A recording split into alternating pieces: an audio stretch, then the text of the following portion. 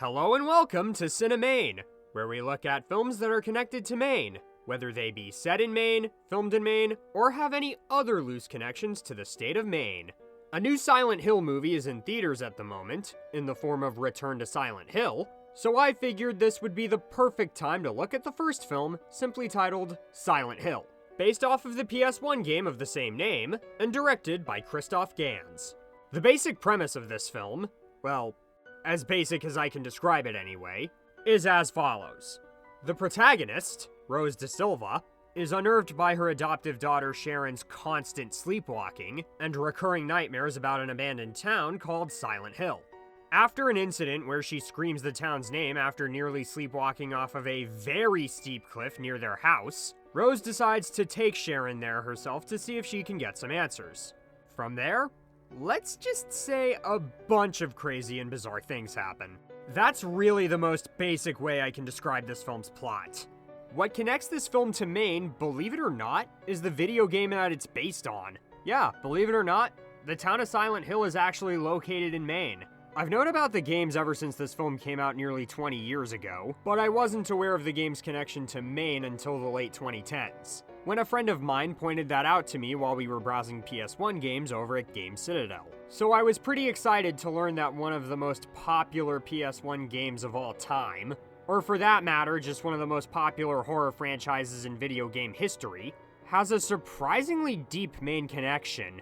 I honestly can't think of any other video games that are set in Maine, so it was pretty exciting to learn that this one, along with other entries in the series, are. Especially considering that the original Silent Hill was not only one of the first big open-world games for the PS1, really pushing the technical limitations of what the console was capable of, but the game itself played a big part in paving the way for future survival horror games to emphasize more of an atmospheric tone with psychological elements.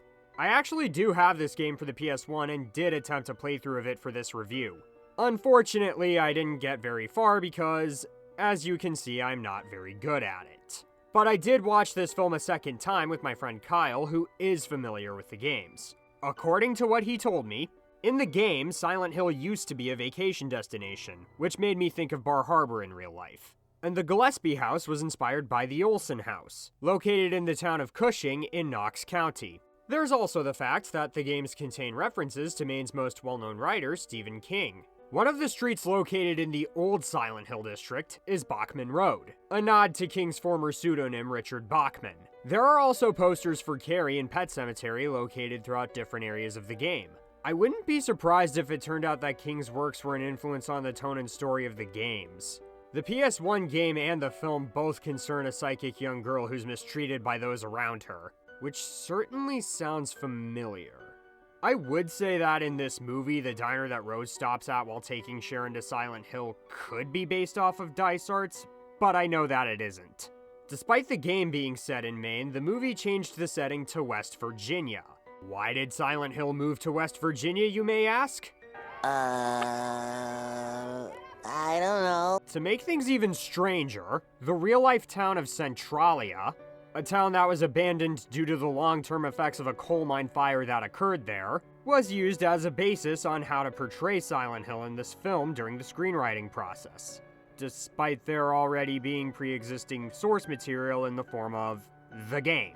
Where is Centralia located, you may ask? Pennsylvania. And to make this even weirder, the entire movie was actually filmed in Canada, like a couple of other movies I've reviewed before. So we have a game set in Maine, with the film moving to West Virginia, despite taking inspiration from Pennsylvania, and being filmed in Canada, while being directed by a French filmmaker who is adapting a game that came from a Japanese company. Silent Hill's been everywhere, man, Silent Hill's been everywhere. Like I said earlier, I've played some of the original game, but not very much of it. But hey, maybe I won't need to be familiar with the games in order to enjoy or even follow this film. How about new? Yeah, sorry to disappoint fans of this movie who might be watching, but I really didn't like this film. Mostly because trying to understand what was happening half the time had me feeling like how Jay felt at the end of Dogma when he realized he had no idea what on earth was happening around him, and he just couldn't take it anymore and demanded answers. Speaking of which, What the happened to that guy's head? I think the real question regarding Pyramid Head is why is he so fucking jacked? Is there just an entire part of the fandom that looks at this guy the same way I look at Margot Robbie? Does this guy have a buttload of fan art of him on DeviantArt? Do I dare look any of that up? Oh god! Oh my god! I never want to see anything like that again. All joking aside, I'll try to be fair to this movie. It may not have broken the box office when it came out or gotten good reviews from critics, but I am at least aware that fans of the games do have a deep appreciation for this film due to its faithfulness to the source material, which is something that fans definitely share with the people who made this movie. Director Christoph Gans was introduced to the game while filming Brotherhood of the Wolf and became an instant fan, to the point where he actually mailed Konami a 37-minute video of him giving a presentation detailing his passion for the games, and what he would do if he were to make a film based on them. This led to Konami giving him the film rights as they trusted him with the source material more than any major Hollywood studio. To top it all off, Pulp Fiction screenwriter Roger Avery wrote the screenplay while playing the original game in an attempt to maintain the game's spirit and atmosphere. I bring that up because one major compliment I will give this film is that it does an excellent job creating a bleak, unsettling, yet dreamlike atmosphere. First, there's how Rose and her daughter Sharon get to Silent Hill. Much like the game, the protagonist and adopted daughter get in a car crash while driving. In the game, Cheryl's adoptive father Harry is the one who wakes up to find her missing, whereas in the film, it's Sharon's adoptive mother Rose who wakes up to find her missing. There's apparently a brief Easter egg in this film referencing Harry being the one causing the crash in the game, where Sharon's adoptive father Christopher, played by Sean Bean, manages to avoid being run over by another car. Ironic that it took a horror movie for Sean Bean not to die. Nevertheless, when Rose wakes up following the car crash, she finds Sharon missing, just like Harry in the game. That's pretty creepy. She of course walks throughout Silent Hill to find her. The town of Silent Hill itself is well defined and greatly resembles its video game counterparts in terms of aesthetics and tone. Think Rock Bottom from SpongeBob, only way more light gray and R-rated. Yet both versions of Silent Hill have sort of a David Lynchian kind of abstractness to them, as well as a heavy fog that looms over the town. One key difference though is that in the game it's snowing, which was done as a way of covering up certain technical quirks of the PS1, whereas in the film it is instead raining ash, which makes sense considering both the relocating from Maine to West Virginia and the Centralia inspiration. Either way, the visuals do make me think of the game, and the cinematography does a great job heightening the creepy yet otherworldly atmosphere that one would associate with Silent Hill. I also noticed at one point when Rose wakes up, the town of Silent Hill basically feels like hell, and hilariously enough, Johnny Cash's Ring of Fire is playing in the background. Jesus. Speaking of music, I also really like the musical score, which bizarrely enough consists of a lot of music from various games in the series, not just the first game. I did listen to some of the music in college whenever I'd turn on video game music playlists to listen to whenever I did homework, so when I heard that music in this film, I got quite a kick out of it. Surprise to no one, the music also does a great job adding to the film's dreamlike nature. I also like the peeling effects in this film, which help give Silent Hill a very worn out and dilapidated kind of vibe. Apparently this effect was later reused in the game Silent Hill Homecoming. That's pretty neat actually. And the acting is perfectly fine for what this film needed. I'll even go so far as to say that I can tell Deborah Kara Unger and Alice Krige must have had fun hamming it up at times. But sadly, as I said earlier, there are plenty of issues I still had with this film despite all that goodwill. One basic issue I had is quite early on. I mentioned earlier that Rose and Christopher's adopted daughter Sharon struggles with sleepwalking. We learn this early on when she sleepwalks so much that she straight up leaves the house and comes extremely close to walking off a really steep cliff located extremely close to their house. I'm sorry, but if you have a child who sleepwalks, or maybe if you yourself also suffer from that, wouldn't you, I don't know, lock the fucking doors to your house when everyone goes to bed so that no one can leave or enter? I mean, I thought that was something people did anyway, even if they didn't sleepwalk. And if you're a parent to a sleepwalker, wouldn't you, I don't know, try not to live in an area this close to cliffs steeper than the Springfield Gorge? This whole part of the movie makes the protagonists look like idiots. Stupid! You're so stupid! What's especially frustrating is that, according to my friend Kyle, this part wasn't in the game. So why did they make her a sleepwalker in this film? I don't know. Speaking of differences between the movie and game, while fans consider this a faithful adaptation of the game's spirit and atmosphere, there are still many differences between this film and the first game. I've covered some of those differences already, and those differences don't really bother me and don't seem to bother fans of the game. But then there were certain things added to the movie that confused me on first viewing, and have only become more confusing after rewatching this with a fan of the games. You know how I complained about Pyramid Head's design earlier? Well, apparently Pyramid Head isn't even in the first game. He doesn't show up until the second one. Same goes for these nurses that also look like they came out of a DeviantArt post. In the second game, both of these creatures are meant to resemble different psychological aspects of that game's protagonist, James Sunderland, meaning they only exist in his mind and aren't actually real. So why were they added to this movie? The only reason I can think of is fan service. The filmmakers, I guess, thought fans would get excited if they saw those characters brought to life on the big screen, but they were included without any rhyme or reason, which only complicated things even further. And that's not me saying that, that's a fan of the games who actually likes this film saying that. Pretty much everyone seems to agree the filmmakers messed that part up. It's just like what happened with Venom in Spider-Man 3. And speaking of things that even fans don't seem to like, you know how I mentioned earlier that throughout most of the film I struggled to understand what was happening half the time?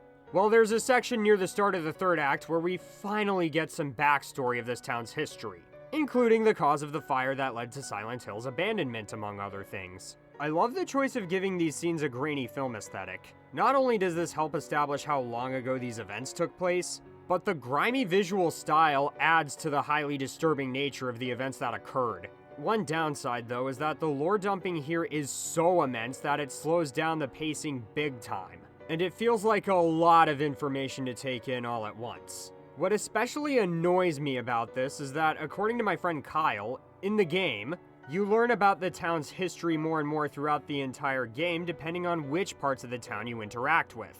And it was cathartic learning that even fans of the game found this change dumb because, personally, I think this is the one thing that hurts the movie the most. Had the audience learned more about the backstory surrounding the town throughout the movie with the main character, like players of the game did, the film might have been more cohesive overall. But no. Instead, those who didn't play the game beforehand end up watching this scene feeling like the film is taunting them for not being able to understand it half the time. This ultimately leads to the third act as a whole just hitting the audience over the head with imagery that involves children and other characters getting mistreated in rather graphic ways, and it goes on forever. I get that this is happening to them due to witchcraft accusations and that the film is trying to make a point on how cult-like religious extremism can be, and I'm not saying I disagree with that message because I don't, but it takes forever for the film to make this point. And once it does get there, the film becomes so repetitive and tedious to watch that after a while I just felt like God, because I wanted the movie to just Get on with it! Not to mention that Paranorman did a much better job with the exact same message 6 years later. Because A, the plot to that film was easier to follow. B, I actually cared about the main characters in that film and felt bad for them when they were struggling. C, that film did a better job at drawing parallels between the protagonist and antagonist. D, that movie got to the point. Actually, wait a minute. I'm just now realizing that the girl who played Aggie in that film also plays Alessa in this. Huh. That has to be the strangest typecasting I've ever seen. I know, right? There's also the film's ending, which I guess is supposed to be a reference to how the original game has multiple possible outcomes. Granted, that's not really something you can replicate in a movie unless you're Wayne's World. And while this ending did confuse me the first time I saw this film, I am aware that fans of the game at least understand this ending. I'd explain it myself, except it is so convoluted that we would not only be here all day, but after a while I would just start to feel like Charlie trying to figure out the Pepe Sylvia— Wrong, Charlie! There we go. That's the one. I feel bad trashing this film because, yeah, it got bad reviews, but I get what fans of the game see in this film, and I can tell the people who made it did go out of their way to make a film that would please them. That alone makes this film 1,000 times better than most other video game movies that were coming out during this time. But sadly, staying faithful to the source material isn't always enough to please viewers who aren't familiar with it. Let's compare this with, say, the Sonic films. I for one adore these movies, especially the third one, which did a beautiful job adapting Sonic Adventure 2 for the big screen despite certain differences. But yeah, as someone who's played many Sonic games, I appreciate how each film has started resembling the games more closely with each film, as do other Sonic fans. But those films are still accessible for general moviegoers who may not have played a Sonic game before, meaning that these are great films to diehard fans of the games while still being good movies to everyone else.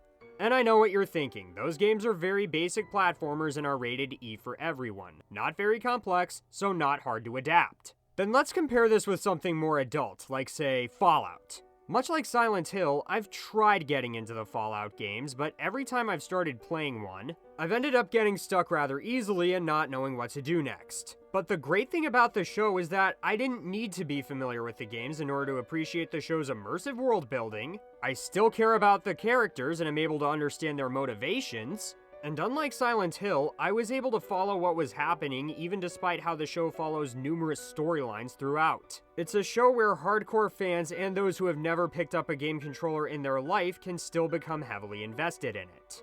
Which is something I wanted to get out of this movie, but still couldn't despite having viewed it multiple times now. I can respect the filmmakers not wanting to spell everything out for the audience and allow them to use their brain a little more while watching this film, but this movie goes way too overboard with that. You never want to spoon-feed your audience, but you don't want to leave them hanging either. That's like forcing me to choose between a crappy country artist or a mediocre indie band. Can't I just listen to Sum 41 in peace? Is by Sum 41? Pieces by Sum 41? Remember that song? Oh, never mind. I tried to make that joke perfect. It just wasn't worth it. Personally, if you want to see a much better horror movie that also has a creepy atmosphere and deals with a female protagonist heading to a long-abandoned town that used to be a vacation attraction while searching for a missing relative of hers, just check out Shelby Oaks instead. I am gonna warn you that the ending to that film isn't very good either, but everything before that point was pretty solid. And hey, at least I could follow what was happening in that movie. As far as this movie goes though, I'd say if you're a fan of the games, you'll definitely appreciate how this movie manages to capture the spirit and atmospheric tone of its source material, and will probably get a kick out of all the little Easter eggs that I'm sure are in this flick. And I guess if you're looking for something with an eerie and unsettling atmosphere and are fine with not always knowing what's going on, you'll probably be satisfied. But if you're looking for a film that has all that and a story that's more cohesive, then Silent Hill might be a place I don't recommend traveling to anytime soon.